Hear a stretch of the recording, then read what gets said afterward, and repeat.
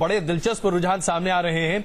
अभी तक 171 सीटों के रुझान सामने आ चुके हैं, जिसमें से 86 सीटें भारतीय जनता पार्टी के खाते में जाती हुई दिख रही हैं और कांग्रेस गठबंधन के खाते में 81 सीटें जाती दिख रही हैं। सिर्फ 5 सीटों का सीटें, ये अपने आप में बहुत बड़ी बात है। जिस तरह से ये बातें निकल कर आ रही हैं, राजकोट में विजय रूपानी पीछे चल रहे हैं, मुख्यमंत्री गुजरात।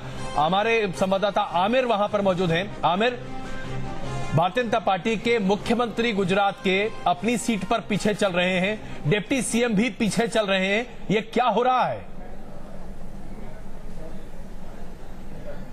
देखिए, ये बात तो बिल्कुल साफ हो चुकी है कि किस फेस पे चुनाव लड़ा जा रहा था। आपको बता दें कि वेस्ट जो है, राजकोट वेस्ट, आपको तस्वीरों में दिखा दें, वहां पे स्क्रीन पे आप देख रहे होंगे कि राजकोट वेस्ट जो है, जो कि इंद्रनील राजगुरु जो है, उनके खाते में जाता हुआ दिख रहा है। आईएनसी 2213 वोट अभी तक मिल चुके हैं, जबकि अगर हम रूपानी की बात करें तो रूपानी काफी पीछे इस समय चल रहे हैं। विजय रूपानी जो है 1304 पर हैं और 2213 पर पहुंच चुके हैं इंद्रनील राजगुरु।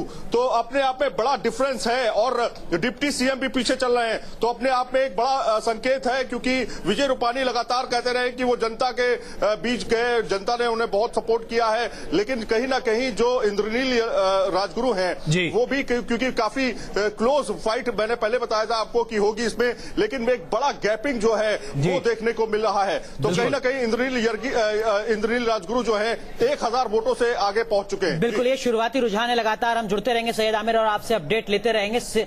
हमारे सहयोगी धीरेन्द्र पुंडीर के पास चलते हैं। धीरेन्द्र, आपसे समझने की कोशिश करेंगे, जो रुझान है वो 182 में से 171 सीटों के आ चुके हैं और कांग्रेस और भाजपा के बीच केवल 5 सीटों का अंतर है। क्या इसी तरीके का गुजरात का मिजाज नजर आ रहा था आपको जब आप पूरे गुजरात में तमाम मतदाताओं से बात कर रहे थे, या यहां पर एक बड़े बदलाव की उम्मीद अभी भी दिखती है? नहीं, जिस तरह का रुझान था, जिस तरह का रुझान है जो आ रहा है अभी, उसके मुताबिक जिस तरह से नेक टू नेक फाइट है वो आपको इस तरफ इशारा कर रही है कि जो व्यू रचना, खासतौर से यहाँ अगर हम देखें कांग्रेस के नेता अशोक गहलोत जिस तरह चुपचाप यहाँ काम कर रहे थे अलग अलग जगह, तो उसको शायद उनका नतीजा उनको मिल रहा है, अगर मैं कहूँ, क्योंकि जो पर्दे के पीछे लोग होते हैं उनके साथ बात करना एकदम हमेशा अलग होता है। लेकिन बीजेपी एज पर थी, ये लगातार सब जगह दिख रहा है, वो अभी इसमें भी दिख रहा है। बीजेपी, हमको लग रहा था कि तमाम जगह जहां जिन भी लोगों से बात की वहां बीजेपी हमेशा एज पे दिखती थी और कांग्रेस एक सेलेक्टेड पॉकेट में दिख रही थी। जो सेलेक्टेड रीजन है, खासतौर से सौराष्ट्र और कच्छ, उस तरफ से हमको ज्यादा उम्मीद थी कि कांग्रेस बहुत ताकतवर बन के निकलेगी, तो वो अभी उस तरफ बढ़ रही है। लेकिन बाकी हिस्सों में भी मिलना लग रहा है कि कांग्रेस ने, और जो राहुल गांधी के सवाल थे वो शायद लोगों तक जरूर पहुंच रहे थे, लोगों ने उसको जवाब देने की कोशिश की है। हालांकि फाइनल टैली पर ही कुछ कहा जाएगा। बिल्कुल। उर्मिलेश जी, जो अभी तक के रुझान सामने हैं, 86 भारतीय जनता पार्टी गुजरात में और 81 कांग्रेस गठजोड़, अगर ये रुझान वाकई में नतीजों में तब्दील हो जाते हैं तो इसकी पहली कमेंट्री आपके हिसाब से क्या होगी? अगर आप कल अपना अखबार निकाल रहे होते तो आपकी पहली हेडलाइन क्या होती?